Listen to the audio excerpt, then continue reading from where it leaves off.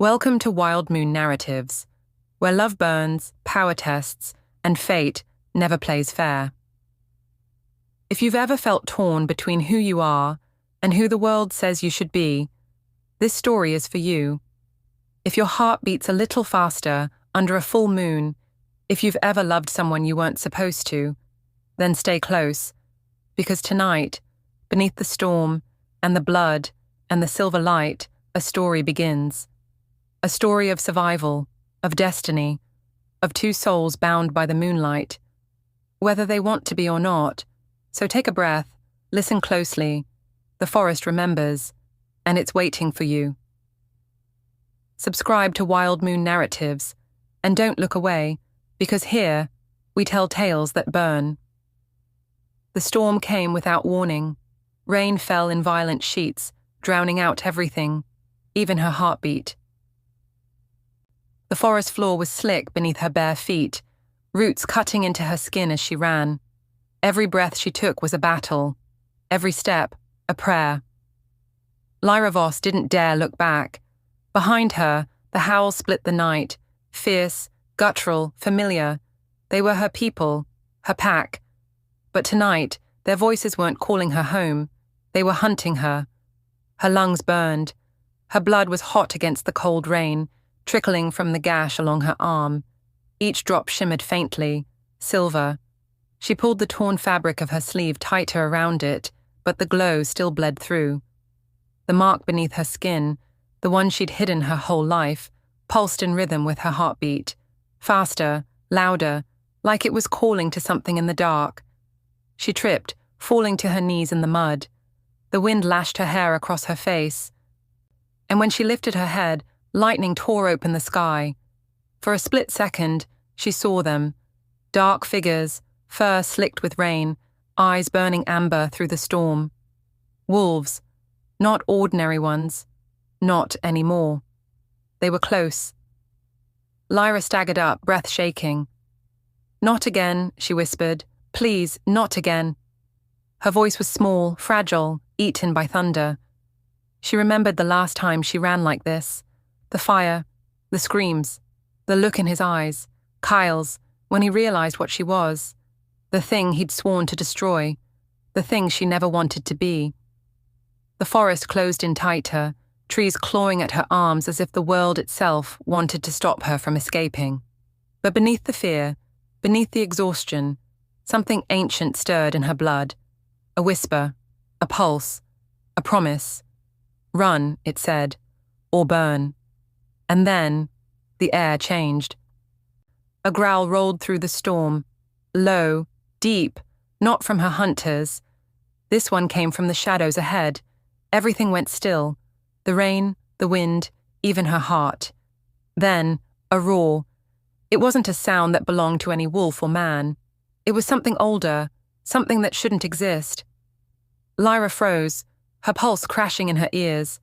Her instincts screamed to move, but her body couldn't, because whatever was out there, it wasn't just hunting, it was claiming. The forest trembled, the trees bent, and for the first time, the hunters behind her hesitated. The growl came again, closer this time, vibrating through the ground. Lyra pressed herself against a tree trunk, mud streaking her skin, her fingers trembling. Her breath fogged in the cold air as her eyes darted between the shadows. Something moved through the mist, massive, controlled. A wolf, or what looked like one, stepped out from the darkness. His fur was black as night, dripping rain, his eyes burning a strange, deep gold. Power radiated off him, quiet but suffocating. Her hunters faltered at the sight of him. One shifted halfway, snarling a warning, but even that sound trembled with uncertainty. The black wolf didn't move. He didn't need to. The forest bowed around him, and then, before Lyra could blink, he shifted. Where the beast had stood, a man now emerged. Broad shoulders, bare skin slick with rain, scars like stories carved into him. His presence filled the clearing, a gravity she couldn't ignore. His eyes, still that unnatural gold, locked onto her. He said her name, softly. Lyra.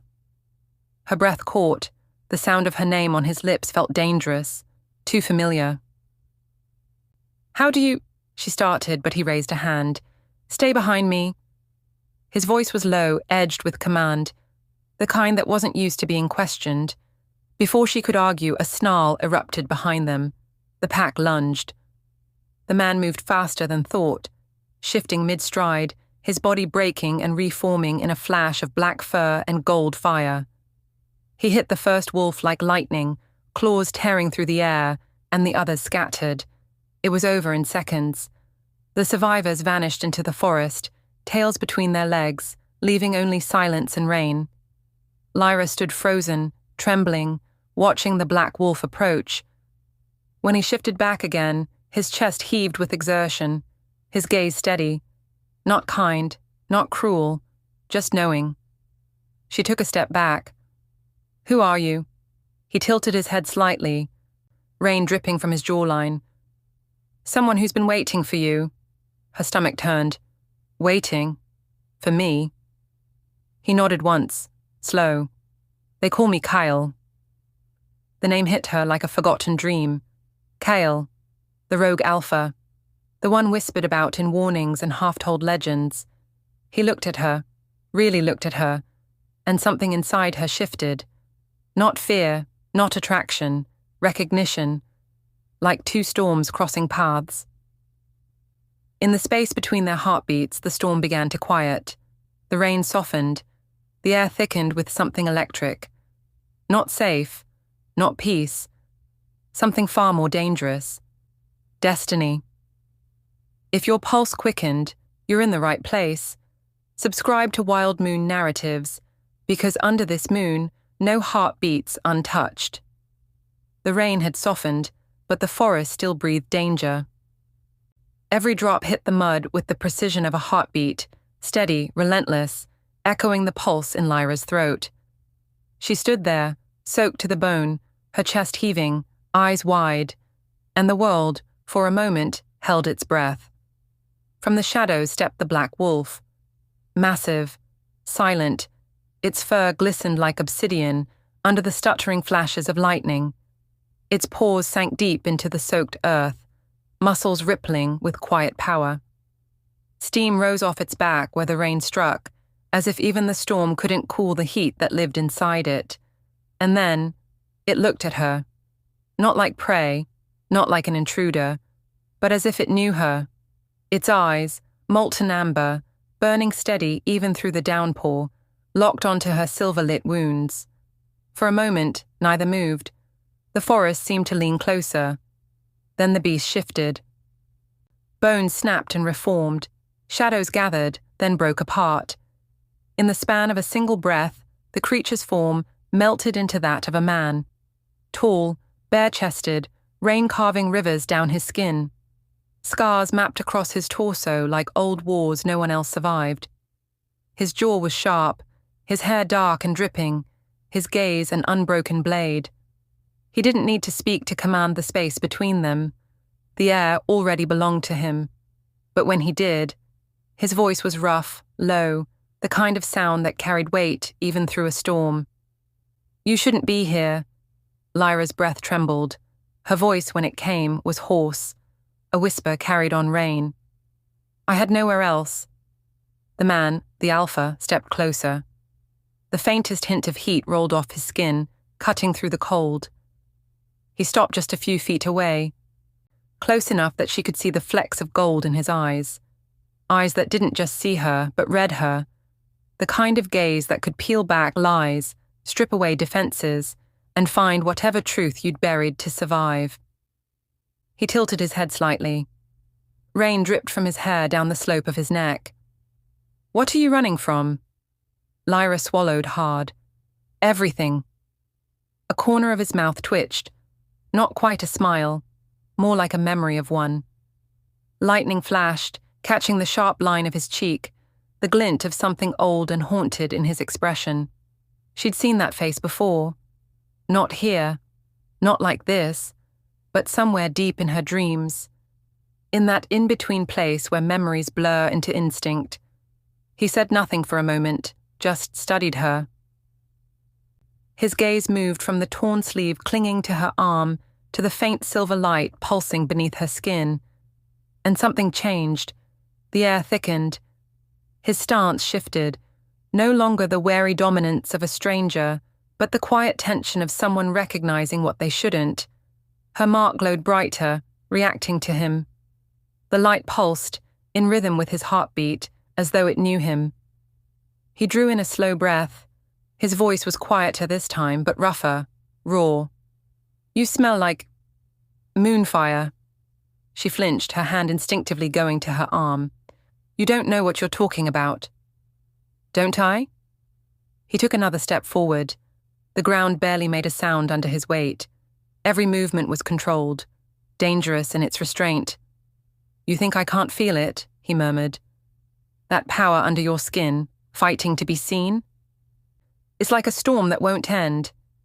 Lyra shook her head, the words trembling out of her. "It's a curse." For a moment, something flickered in his gaze. Not mockery, not pity, but understanding. The kind born from pain. He nodded slowly, eyes never leaving hers. "Maybe, but curses and power are often the same thing. Depends on who's holding them." Thunder rolled in the distance. The pause between them stretched, taut, electric. Every breath, every drop of rain, every heartbeat was a thread binding them together, too fragile to touch, yet too strong to break. Finally, he spoke again, voice quieter than before. "My name is Ronan Dreven." The words hit her like a blow. The name carried weight, one whispered in the stories of every shifter child. The alpha of the Obsidian Pack, the ghost of wars fought before her time. A man said to have lost everything, his mate, his pack, his faith, to the same flames that marked her birth. Her throat tightened. Ronan Dreven is dead. He almost smiled. Almost. Not yet. Another crack of lightning split the sky, the light reflected in both their eyes, silver meeting gold, storm meeting fire. For a heartbeat, they stood as reflections of the same tempest, both wounded, both dangerous, both too broken to admit how much they recognized each other. The forest was still. Even the rain dared not fall too loudly. In that breath between thunder and silence, something ancient awakened, a bond neither of them asked for, but one the moon had already written into their bones. They didn't know it yet, but the storm that brought them together would never let them go. If your heart's still racing, don't stop now.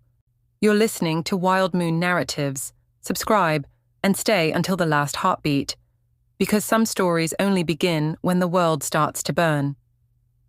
The rain had stopped by dawn. The forest exhaled steam in silence. Lyra followed Ronan through the fog-drenched valley, each step heavy, her legs trembling from exhaustion. Behind them, the night still whispered with ghosts of the hunt, the shouts of her pursuers, the metallic scent of blood, the memory of almost dying. Ahead, through the mist, rose a broken tower. Its stones were cracked, wrapped in vines, half-eaten by time, an old sentinel of a forgotten war. "This place," Lyra murmured, her voice barely more than a breath. "No one lives here." Ronan didn't look back. "That's why it's safe." He pushed open the warped wooden door with his shoulder. It creaked, the kind of sound that carried old stories, the groan of wood that remembered fire. Inside, shadows curled like smoke. Lyra stepped in, the scent of dust and damp moss filling her lungs. The air was heavy with age, but beneath it, there was warmth.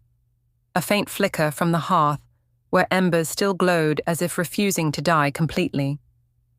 Ronan tossed down his pack. Rest. She didn't, couldn't. Her body might have been trembling from exhaustion, but her mind was too loud, replaying every scream, every betrayal. Her breath hitched. The sound of her own heartbeat was deafening in the silence. When Ronan turned to face her, she flinched. His eyes caught the faint shimmer under her skin again, the silver mark pulsing just beneath her palm. He said nothing at first, just watched, unreadable, as though weighing whether to speak truth or mercy. Finally, his voice broke through the quiet. "That glow, it's not from the moon, is it?" Lyra froze. The words hit her like cold water. Her throat tightened. "Don't ask." "I already did." She stared at him, at the strength in his stillness, the calm beneath his storm. But behind that calm was curiosity. And something else. Recognition. "It's not what you think," she whispered. "Then tell me what it is." She hesitated. Every instinct screamed to keep silent. For years, silence had kept her alive. But something in him, the steadiness of his voice, the quiet promise that he wouldn't run, broke down that wall brick by brick. Her hand trembled as she opened it. The silver mark pulsed like a heartbeat, light bleeding through the cracks in her skin. The air thickened, humming with an ancient rhythm. Something older than the packs, older than the moon itself. Ronan didn't move. He didn't step back, didn't flinch. Instead, he took one step closer, his voice low. "You're not just a wolf, are you?" Lyra's breath trembled. "No." And then it came, the memory. The tower disappeared. The air shifted, becoming hot, suffocating. Smoke filled her lungs. Her mother's screams echoed through the dark. Flames licked the sky, swallowing the clearing where the pack had gathered. The smell of burning flesh, of fur, singed by betrayal. The chant of 100 voices calling one word again and again. Witch, witch, witch. Lyra's hands had been bound, her knees pressed into the mud. Her mother, the only one who'd ever understood what she was, had been dragged to the stake. Her eyes, even through the fire, had found Lyra's, calm, loving. "Don't fight it," her mother had said, her voice almost serene. "The flame is yours, not theirs. Let it live, even when I cannot." And then, the world broke. The silver flame had erupted. It had burst from Lyra's skin like a scream turned into light. It burned through ropes, through wood, through men. She didn't remember the faces that fell, only the silence that followed. When it ended, the clearing was ash. Her mother was gone. The pack was gone. The world had gone still. And Lyra, just 16, terrified, marked, had run into the forest and never looked back. The memory dissolved, leaving her gasping, her hand clutching her chest as if she could still feel the heat under her ribs. Ronan's voice cut through the fog of panic, steady, grounding. "You survived." She laughed, hollow, sharp. "I destroyed everything I loved." He shook his head. "No, they destroyed themselves. You just survived it." His words shouldn't have mattered, but something about the way he said them, the quiet conviction, the absence of pity, hit deeper than she expected. She looked up at him. "You think fire makes me dangerous?" He met her gaze without flinching. "No, it makes you alive." The words hung there, soft but heavy with truth. Lyra swallowed. Her eyes shimmered, not from tears but from something she hadn't felt in years. The smallest flicker of belief. She looked at him. Really looked. The scars, the tired eyes, the way his jaw tightened every time he spoke of survival. "You've lost someone too," she said quietly. He hesitated, then nodded once. "Everyone loses someone.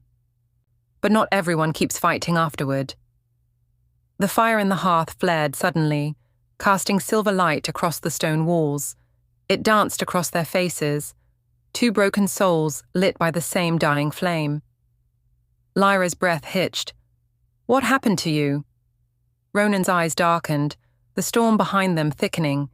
He turned slightly away, his voice low. "A long time ago. I trusted someone who made me believe I could be saved. I was wrong." Lyra didn't press. She didn't need to. The pain in his tone said enough. For a moment, neither spoke. Then, softly, she whispered, "You don't have to save me either." His head turned, slow, deliberate. Their eyes met again, his gaze like thunderclouds rolling toward dawn. "Maybe not," he said, "but I'm not going to let you burn alone." Something shifted in her chest. An ache, sharp and unfamiliar. She'd spent years believing no one could understand the weight she carried, and yet here was this man, scarred and unyielding, looking at her not like a curse, but a mirror.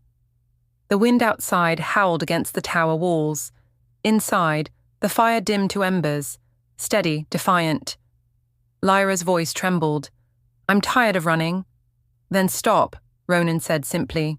"Whatever's chasing you, we face it together." The word together was small, but it sank deep, deeper than any promise she'd ever dared to believe in. She turned her gaze toward the window, where the moon hung half-hidden behind clouds. Its light caught the silver of her mark, making it gleam faintly. Not a wound anymore, but something sacred. The wind changed.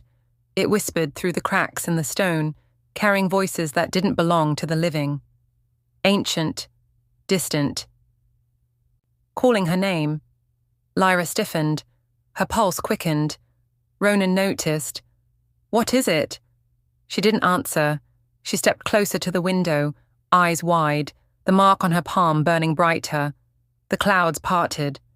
Moonlight spilled through, sharp and pure. It touched the stone floor, and something shifted beneath it. Symbols, hidden under centuries of dust, began to glow. Circles, lines, runes, forming patterns she didn't understand, but somehow knew. Her hand rose on its own, drawn toward the light. The mark pulsed once, twice, and then flared. The room filled with silver fire, silent, powerful, alive. Ronan shielded his eyes, stepping back as the air around them began to hum with energy. Lyra's hair lifted in the current of unseen wind. Her eyes turned bright silver, reflections of the moon itself. And then, in a voice not her own, she spoke. "When the child of flame awakens, the shadow shall bow, or burn." The words echoed, vibrating through the stone, through their bones. Then, silence. The light faded. The tower returned to stillness. Lyra fell to her knees, trembling, gasping for air. The mark on her palm had gone dark again, but the weight of what she'd just said hung heavy in the air. Ronan knelt beside her, his expression unreadable. "What was that?" She shook her head weakly. "I don't know, but it's not the first time I've heard it. It comes in my dreams." He glanced at the glowing runes on the floor, now dim but still faintly visible, like scars on the earth. "You said you were cursed." "I was," she whispered, "but I think maybe it's more than that." He studied her, the tension in his jaw softening. "Then maybe it's not a curse at all. Maybe it's a call." She looked up at him, the exhaustion in her gaze tempered by something else, the fragile spark of belief. Outside, the storm finally passed. The moonlight fell full across the ruined tower, painting the world in shades of silver. For the first time in years, Lyra didn't feel hunted. She felt seen. That night, in the broken tower of forgotten wars, two souls scarred by fire and loss found what the world had tried to take from them, the faint, trembling beginning of trust. But neither knew that the flame she carried had already begun to wake. And when it fully rose, the world would tremble. If your heart's still burning, don't look away. This is only the beginning. You're listening to Wild Moon Narratives. Subscribe and stay until the last breath of the story. Because beneath the moon, even broken souls can set the world on fire. The night air trembled with silence. After what happened in the tower, neither of them spoke for a long time. The embers had burned down to a dull red glow, casting faint light across the cracked floor. Lyra sat curled against the cold wall, her breath slow but uneven, like the world itself was trying to calm after a quake. Ronan stood at the threshold, his shadow long and quiet. He stared at the moon through the narrow slits in the tower stone. The silver light brushed across his face, catching on old scars, softening edges that had known too much violence. When he finally spoke, his voice was low, deliberate. "There's something you need to see." Lyra's head lifted, wary. "Where?" He didn't answer right away, just turned, meeting her eyes. There was weight in his gaze, a truth he hadn't wanted to share, but now couldn't avoid. "Not far from here," he said, "hidden deep in the ravine below. It's a place even my pack forgot existed." "Why take me there?" "Because whatever's waking inside you, it began there." They left before dawn. The forest was still, bathed in blue-grey mist. Every branch, every rock gleamed with dew. The air smelled of wet earth and pine, of things old and secret. Ronan led the way through narrow paths, his movements soundless, predatory. Lyra followed, her heart heavy, her mind buzzing with flashes she couldn't erase. The runes, the fire, the voice that wasn't hers. The storm had followed her into the mountains. Wind howled through the jagged peaks, like an echo of her own breath. Shallow, ragged, burning. Every step was pain, every heartbeat, a reminder that she wasn't meant to survive this long. Lyra collapsed inside a shallow cave, the stone floor cold against her palms. The rain outside fell in sheets, drowning the sound of her sobs. Her arm throbbed where claws had torn through flesh. The mark on her palm glowed faintly beneath the blood, as if mocking her. Her curse refusing to fade. She pressed her hand against the wound, but the light only grew stronger. "Stop," she whispered. "Please stop." But the flame answered only with heat, a quiet pulse beneath her skin, alive and waiting. Her body shivered violently. Her mind flickered between past and present. Faces of the fallen, her mother's voice calling her witch, the way the pack's eyes had turned to hate. And through all of it, one image burned brighter than the rest. Ronan's face as she ran from him. The look in his eyes, the sound of his voice calling her name through the chaos. She wished she could forget that. She wished she could forget him. But the heart doesn't unlearn recognition. Hours passed. The rain softened to mist. The fire she'd built from scraps of wood barely clung to life. She sat with her knees pulled close, forehead resting against them. That's when she heard it, a low crunch of footsteps outside the cave.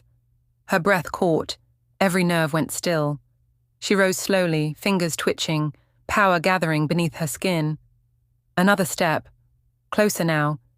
Then a shadow filled the entrance, tall, broad, moving like darkness given form. Lyra. Her name in his voice unmade her. She lowered her hand, the silver light dimming. Ronan stood there, soaked and silent, rain dripping from his hair. His clothes torn from battle. His eyes caught the firelight, grey steel softening to something human. "You shouldn't be here," she whispered. His voice was low. "Neither should you." He stepped closer, slow, cautious, as if she might vanish again. "Don't," she warned. He didn't stop. "You're hurt." "It doesn't matter." "It matters to me." She shook her head, trembling. "Your pack. They're alive because of you. They hate me. They fear what they don't understand." Her laugh cracked. "They understand enough. I bring death, Ronan. You saw it yourself." He studied her, not her words, but the way she tried to hide behind them. And then, without asking permission, he crouched beside her. "Let me see the wound." She hesitated. "You don't have to—" "Lyra." His voice dropped lower, quiet but commanding. "Let me." She relented. He took her arm gently, turning it toward the light. The cut was deep, still raw, silver blood glinting where it shouldn't. He tore a strip from his shirt and wrapped it around her arm, movement steady, careful, almost reverent. When his fingers brushed her skin, she flinched, not from pain, but from the way it felt, like warmth, like belonging. He noticed, his eyes lifted, meeting hers. "You're shaking." "I'm not used to being touched." He froze, hand still on her arm. "No one ever. Not without fear," she said, "not without wanting something." Something flickered in his gaze, anger, maybe, or sorrow. He released her arm slowly, his touch lingering for just a moment longer than necessary. "You shouldn't be alone up here," he said. I've been alone my whole life. You don't have to be. Her breath caught. And what then? Stay with you? Hide in your mountains while the world burns? He didn't answer, because the truth in her words hurt them both. The wind outside picked up again, curling through the mouth of the cave like a whisper. He sat beside her, back against the stone wall. For a long time, neither spoke. The silence wasn't empty. It was heavy, humming with unspoken things. Finally, she broke it. You said something before about not being a stranger. He exhaled slowly. You remind me of someone I failed. She turned to look at him. Who? He hesitated, his jaw flexed before he answered. Her name was Lyra. She was my mate. The word hit her like a knife. Was. She betrayed me. Betrayed all of us. His eyes darkened, reflecting the flames. She thought she could harness the old power, the kind that doesn't belong to mortals. She wanted to control it, to control me. Lyra listened, heart pounding. She told me she loved me right before she tried to end me, he said softly, and I still believed her, even when her claws were at my throat. Silence fell again, heavier this time. When he looked at her, his expression was unreadable, a storm of hurt and restraint. That's why you don't trust easily, she said. He gave a faint, humorless smile. You're one to talk. Her lips curved, just slightly. Fair. They sat like that for a while, two broken things orbiting each other, drawn by gravity they didn't understand. The fire burned lower. Ronan leaned forward, elbows on his knees. Why did you run? She swallowed hard. Because I saw the way they looked at me, the way you looked at me. He frowned. I didn't. Yes, you did, she said quietly. For a moment you saw me as them, as the prophecy, as the fire that ruins everything it touches. He didn't argue, maybe because she wasn't wrong. She looked down at her hands, flexing her fingers. The mark glowed faintly beneath her skin. Everywhere I go, people burn. My mother, my pack, the council. I can't keep pretending it's not me. Ronan's voice softened. You can't keep punishing yourself for surviving. Her throat tightened. I don't know how to stop. He shifted closer, his presence filling the small space between them. The firelight traced the lines of his face, hard, scarred, but human. You're not what they say you are, he murmured. You're not a curse, Lyra. You're a choice the world wasn't ready for. Her breath hitched. Don't. I mean it. He reached up slowly, brushing a strand of wet hair from her face. The touch was light, almost questioning. The air thickened. Her pulse echoed in her ears. For a long, trembling moment, they just looked at each other, like the silence between them might shatter into something neither could take back. Can I trust you? She whispered.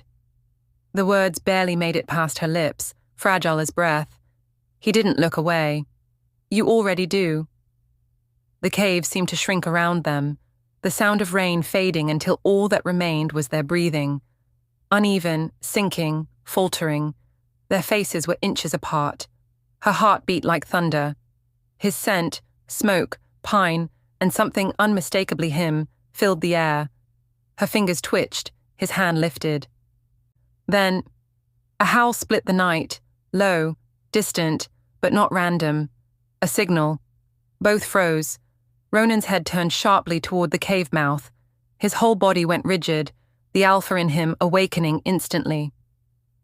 They found us, he said, voice rough. Lyra stood, heart pounding. Your pack? He shook his head. No, something worse. The wind outside carried a smell, metallic, acrid, wrong. She felt it too. The world itself seemed to hold its breath. Ronan moved to the entrance, muscles tensing beneath his skin. The shadows outside flickered. She followed, light gathering around her like a second skin. For a moment, he glanced back at her. That silent exchange that said everything words couldn't. This wasn't over. This was only the pause before the storm. That night, in a cave carved by time and grief, trust was no promise. It was a risk, and they both took it, knowing the world was waiting to tear it apart. But somewhere deep in that mountain, between flame and fur, between danger and desire, something ancient began to stir. Not the prophecy, not the curse, but something older, something that sounded a lot like fate. Every story of love begins with a choice: to stay, to fight, to believe that even monsters can be saved. You're listening to Wild Moon Narratives, where the heart never heals the same way twice. Stay close. The next hour, the flames rise higher, and what burns next might just be the truth.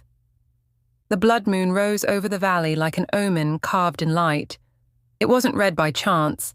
It was read by blood, the kind spilled by fear and the kind demanded by prophecy. The Obsidian Pack gathered in silence beneath the ancient temple, where the High Council convened. The marble pillars, etched with lunar runes, reflected the crimson glow of the moon. Shadows stretched long, twisting around faces that no longer looked human, too consumed by judgment, by righteousness dressed as justice. And at the center of it all, bound in silver chains that glowed against her skin, stood Lyra Voss. The mark on her palm shimmered through the cracks in her restraints, pulsing faintly with every heartbeat. Each pulse whispered the same word into her mind: run. But she couldn't. Not this time. The air stank of fear and incense. The scent of wolves in their second skin, half man, half beast, filled the hall. Their eyes, all turned toward her, gleamed with something colder than anger. Hatred. The council speaker stepped forward, his robes brushing the cracked stone floor. Lyra Voss, he said, his voice deep, ceremonial, yet trembling with concealed disgust. You are charged with the corruption of sacred power. The flames you carry are not of the moon, they are of the void. You stand accused of bringing ruin to the balance of the packs. His words fell heavy in the stillness, like stones dropped into a grave. From the crowd, a murmur rippled, whispers of witch, cursed one, bringer of ash. Lyra lifted her chin. Her throat ached, her voice a whisper barely audible. The only ruin I've brought was to those who tried to kill me first. Gasps. A low growl rolled through the chamber. Enough, the speaker roared. Your tongue speaks of rebellion. The prophecy warned us. He turned to the gathered wolves, his voice echoing against the walls. When fire rises, the alphas fall. The words hung in the air like a death sentence. Ronan stood behind the line of warriors, his chest tight. He hadn't been allowed near her since the moment they were captured. His wrists bore the faint bruises of the restraint bands he'd torn off himself in fury hours earlier. Every instinct in him screamed to protect her, but the pack's eyes were on him. Every movement, every breath. One sign of defiance, and he'd damn them both. Lyra found him across the room. Their gazes met, and in that single heartbeat, the world fell away. The council, the crowd, the accusations. Only the two of them remained. He saw the question in her eyes. Will you let them do this to me? He had no answer. His silence was a blade. A guard, the one with the jagged scar over his mouth, the same wolf who'd once sworn loyalty to Ronan, stepped forward from the crowd. His name was Corin, his scent thick with deceit. My alpha, he said loudly, his tone dripping venom. You kept her secret. You hid the cursed one in our lands. You betrayed the pack. Ronan's eyes hardened. I did what was right, Corin sneered. You call harboring the flame right. She killed our brothers. She burned the elders' hall. Lyra's head snapped toward him. That's a lie. The silver chain tightened, sizzling against her skin as she strained against it. Corin smirked. Tell them, girl. Tell them what you saw in your visions. The crown floating in blood, the wolves kneeling before fire. Tell them what that means. The hall went utterly still. Lyra's mouth opened, but no sound came out. Ronan took a step forward, but the guards blocked him, blades drawn. Corin turned to the council, his voice rising, righteous and sharp. She is the one. The flame that consumes the alphas, the destroyer of balance, the prophecy itself. And just like that, centuries of fear found its vessel. The council speaker raised his hand, his face pale with grim resolve. Then it is decided. The cursed one dies before dawn. The crowd erupted, some in cheers, others in horror. Ronan's vision tunneled. He didn't hear the words being shouted, didn't feel the hands grabbing his arms. All he saw was Lyra, her head bowed, her shoulders shaking, her light dimming beneath the weight of every lie. He wrenched free, his voice echoing across the hall. No one touches her. Every head turned. The council speaker's eyes narrowed. Careful, Alpha. You speak against the law. Ronan's teeth bared. Then your law is broken. The guards moved as one. He fought them, hard, fast, savage. The floor cracked beneath him as claws and steel met. Blood splattered across marble, red against red moonlight. Lyra's chains tightened again, reacting to her rising panic. Sparks danced along the metal, sizzling like lightning. Her pulse raced. The mark on her palm burned white hot. Ronan, she gasped, her voice swallowed by chaos. He was surrounded, 5 against 1. Still he stood, still he bled, still his eyes never left hers. And then something inside her broke. The chains shattered. The light exploded outward, not flame, but something older, deeper. It roared from her skin like a scream of the earth itself. Every torch went out. The moon outside flared crimson. The temple trembled. Walls cracked. Stones split. The council screamed. The guards scattered. But the fire didn't burn them. It chose. It wrapped around Lyra like wings, ancient and beautiful and terrible. Ronan shielded his face as debris rained down. Lyra. She turned toward him, eyes glowing gold through the storm. For a heartbeat, she looked like something not of this world, a goddess born from ruin. And then the roof collapsed. Ronan lunged, tackling her to the ground as the temple came apart around them. The air was smoke, flame, screams. The sound of the blood moon cracking like glass above. He pulled her free, their bodies bruised, breathless. Outside, the world was chaos. The forest burning, wolves running in fear. The temple behind them is a monument of flame. She stared at the ruin, tears streaking through ash on her face. I didn't mean to. I didn't. He cupped her face, forcing her to look at him. It doesn't matter. You're alive. But your pack, they'll understand. But even as he said it, he knew it was a lie. The howls came first, dozens of them, angry, vengeful. Ronan turned, chest rising and falling. His wolves, his family, emerged from the trees, eyes burning, teeth bared. At their head stood Corin, his blade dripping blood from some poor soul who'd tried to flee the flames. There he is, Corin growled, the Alpha who betrayed us. Ronan stepped in front of Lyra, his stance wide, protective. You'll have to go through me. We intend to. The air between them crackled. Lyra's power stirred again, heat rising in waves. Ronan, stop. He shook his head. Run. No. Lyra. I said no, she cried, voice shaking. I won't leave you again. He looked at her, truly looked, and in that instant, something inside him gave way. He wanted to tell her he loved her, that he'd known since the first time she looked at him like the storm did. Wild, defiant, unafraid. But there wasn't time. The first wolf lunged. Ronan met him head-on. The world blurred into movement. Claws, fire, roars. Lyra's light flared. Ronan's strength the force of nature. Together they fought, not as Alpha and Cursed One, but as equals. And still, it wasn't enough. The numbers overwhelmed them. Ronan went down under a pile of bodies. Lyra screamed, and the sound wasn't human. The flames surged outward, flinging the wolves back. The ground split open, a shockwave tearing through the forest.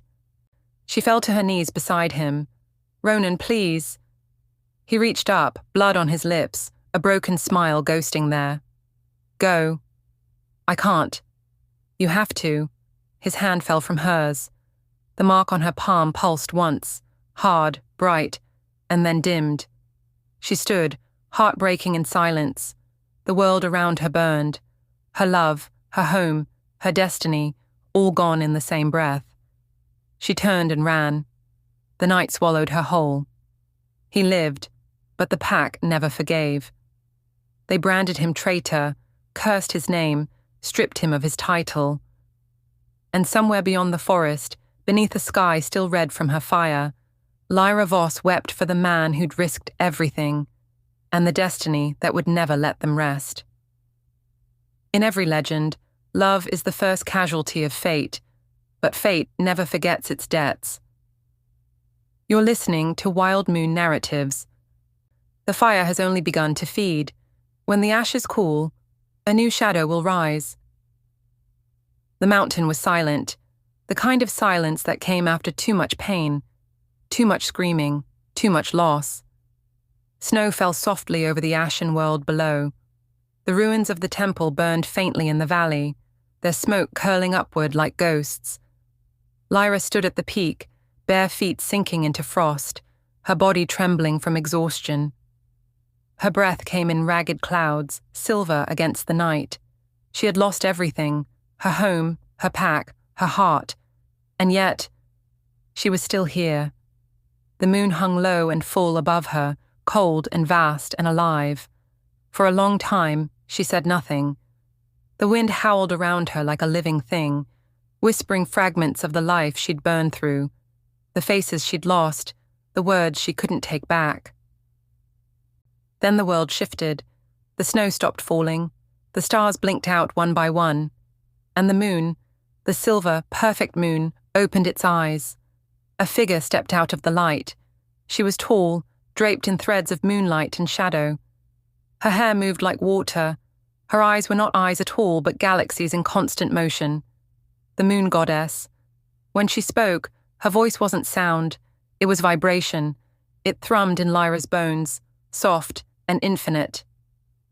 Child of flame, you call yourself cursed, but the curse was never mine to give.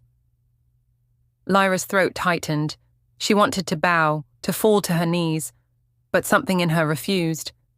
Then who damned me? Who made me into this? Fear did. The goddess walked closer, her bare feet leaving trails of light on the frost. Men who could not bear a power that burned brighter than theirs, wolves who mistook light for danger. They feared what they did not understand.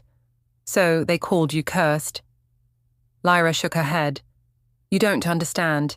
I killed them. My flames. Saved you, the goddess whispered. You were never cursed, Lyra Voss. You were chosen.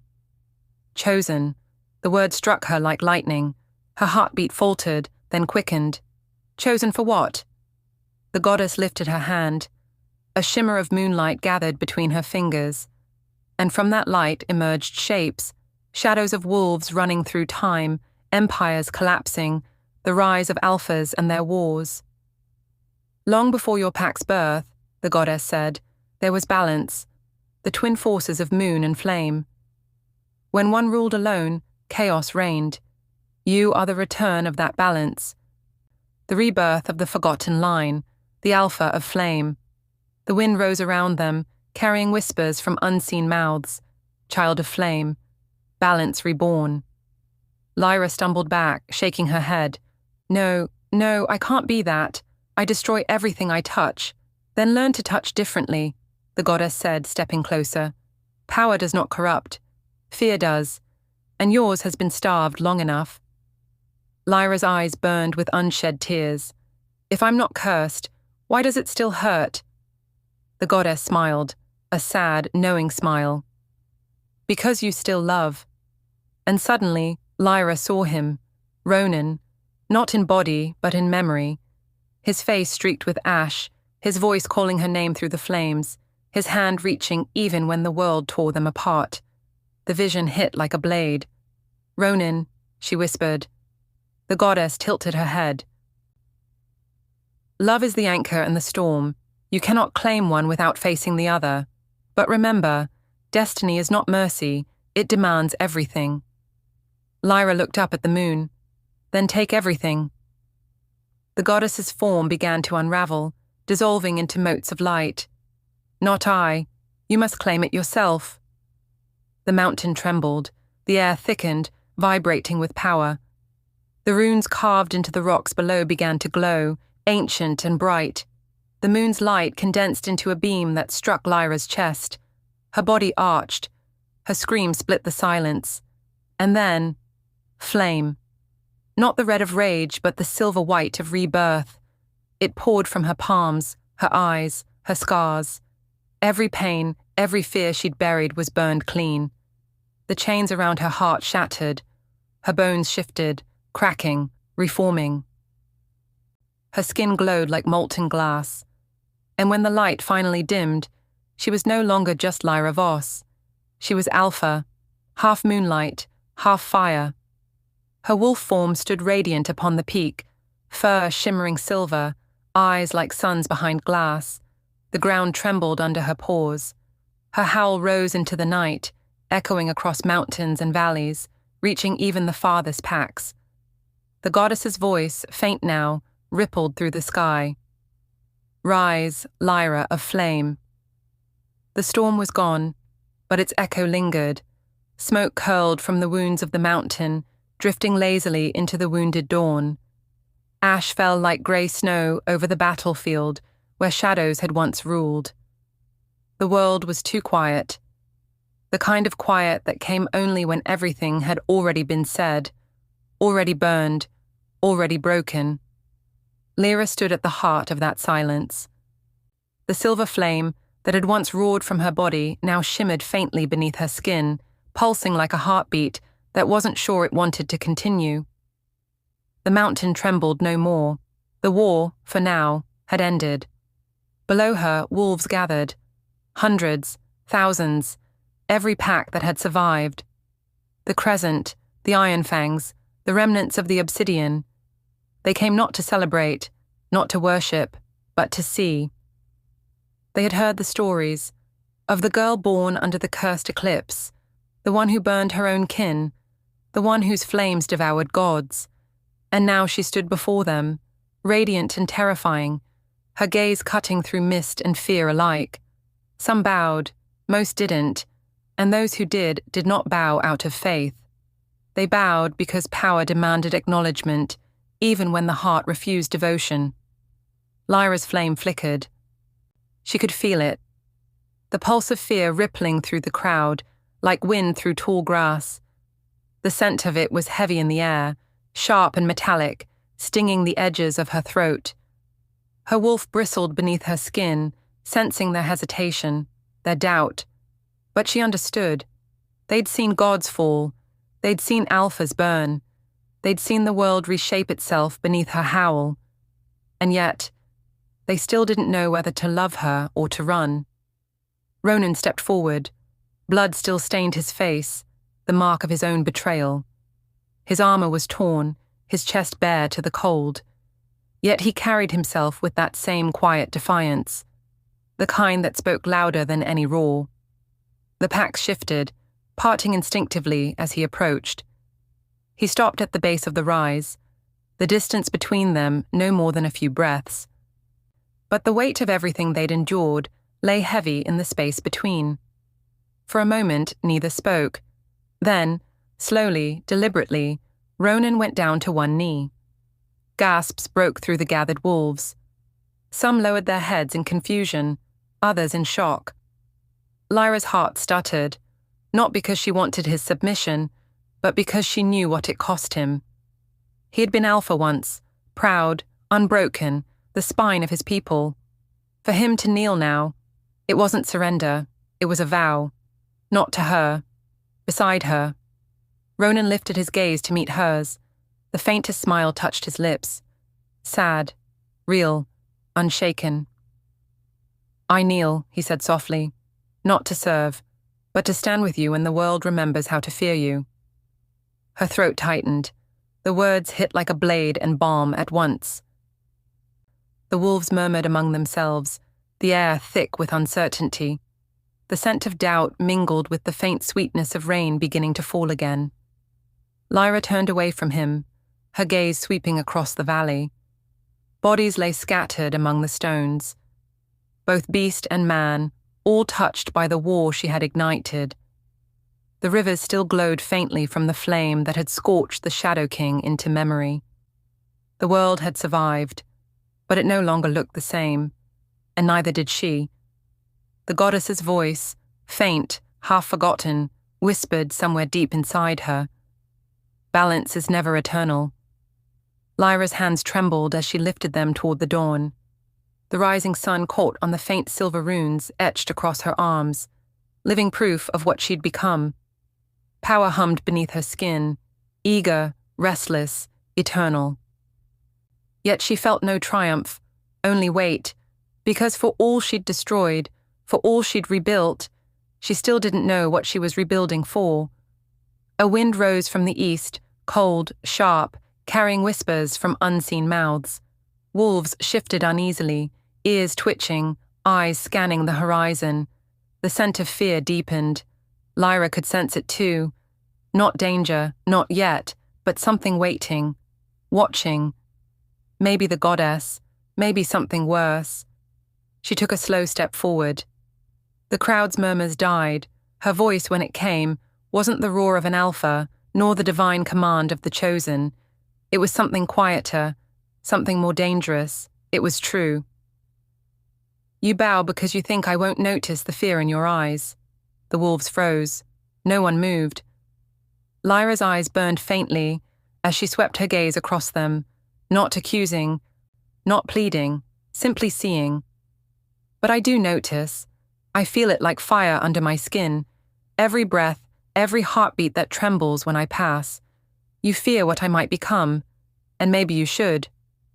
Ronan looked up at her, eyes steady, unreadable. I was born under a cursed moon, she continued, branded before I could speak, hunted before I could shift. You called me a monster, and I became one just to survive. Her voice cracked, not with weakness, but with fury barely contained. And when I saved you, when I burned the darkness that devoured us all, you still look at me like I'm the end of your story. Silence. Even the wind seemed to still. Her flame flared once, brief, bright, aching, and then dimmed again. Lyra turned her gaze to the horizon, where the faint red hue of the moon still lingered, bleeding through dawn's light. I don't know what I am anymore, she whispered. Savior, or curse, flame, or ruin. I only know this. The moon chose me, but I choose how I burn. The wolves shifted again, uneasy, awed. Lyra turned back toward them. Her eyes glowed faintly. Not silver now, but soft amber, human and wild at once. The world will ask you which side you stand on. When the next shadow rises, and it will, you'll have to answer. Her gaze swept across every trembling face, every pair of eyes too afraid to meet hers. Then she took one final step forward, her words soft, but sharp as truth. So tell me, if you had been there when I burned the darkness away, would you have chosen me? She let the question hang, heavy and eternal. The silence that followed was louder than any cry. Or would you have feared me too? Ronan rose then, his hand brushing the hilt of his blade. The faintest spark of amusement, or sorrow, flickered in his expression. Let them fear, he murmured. Fear is honest. Worship never is. Lyra's lips curved, barely a smile, more a wound that remembered warmth. And what about you? She asked softly. Do you fear me? Ronan's gaze held hers, long, unflinching, then, quietly. Every day, but I choose you anyway. The air left her lungs in a shudder. The words fell into her chest like embers, glowing, alive. For the first time since the mountain burned, Lyra looked less like a goddess, and more like a woman learning how to breathe again. She turned to the dawn once more. The sun rose, pale, uncertain, but real. The flames had gone silent, but their memory still danced behind her eyes. The world had changed, not because a goddess willed it, but because a broken girl refused to stay small. The packs would rebuild, the stories would twist. Some would call her savior, others curse, but truth would live somewhere in between. in the heartbeat that still echoed through every wolf alive. And as Lyra stood at the edge of the world, dawn on her face, fire beneath her skin, she wondered what that heartbeat would sound like when it was no longer hers. She turned, gaze piercing. Not at the wolves now, not at Ronan. At you. Would you have chosen me? She asks, her voice almost a whisper, almost a challenge. Would you have stood beside me, or watched me burn? A pause, then softer, almost tender. The world is full of monsters. Sometimes the only difference between us and them is who we choose to love. Her eyes linger one last time, flame flickering faintly in their depths. So tell me, am I your savior, or your curse? If this story lit something inside you, if it burned slow and deep and wouldn't let go, subscribe to Wild Moon Narratives, because here, we don't tell tales that fade, we tell tales that burn. The world holds its breath. The last echoes of the battle fade into silence. Smoke curls from the cracks of the earth where Lyra's fire once roared. The scent of ash and blood lingers, metallic, sacred, eternal. The moon, pale and heavy, watches from above, her light fractured through the drifting veil of smoke. Lyra stands alone on the ridge, her body bathed in the dying glow of the embers. Her chest rises and falls, slow, steady, heavy with the weight of what she's done. The mountain groans beneath her feet, but she doesn't move. Not yet. Below, the packs begin to scatter. Some limp away in silence. Others linger, heads bowed, unable to decide if they should kneel again or run while they still can. The wind picks up, brushing her hair across her face, carrying the faint scent of rain. And something else. Something colder. Older. Lyra's wolf stirs beneath her skin, uneasy.